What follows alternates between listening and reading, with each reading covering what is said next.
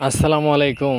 আমাদের ক্ষেতের দিকে চাইতে অনেক কষ্ট লাগে রে ভাই। বৃষ্টির পানিয়ে আমাদের ধানগুলা নষ্ট করে ফেলছে।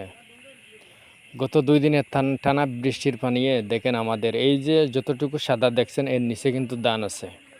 কত কষ্টের রুয়া, কত কষ্টের আলি পাতা, কিন্তু সেই রুয়া সেই ক্ষেত বৃষ্টির পানিয়ে যে এভাবে নষ্ট করে ফেলবো তা কখনো ভাবতেও পারি না। সত্যি অনেক অনেক কষ্ট লাগে। মানুষে রুয়াউল মানুষ আনিয়া রুয়া রইছে একজন মানুষের রোজ 850 থেকে 900 টাকা, তারপরে ডেইলি একবার বিড়ি এবং 3 বেলা খাওয়ান হিসাব করলে দেখা যাচ্ছে 1500 টাকা মতো একজন মানুষের রোজ পড়ে। কিন্তু সেই ক্ষেত যে বৃষ্টির পানিয়ে এইভাবে নষ্ট করে ফেলব, এই বন্ধের পানি যাওয়াটা রাস্তা একারে সংকট।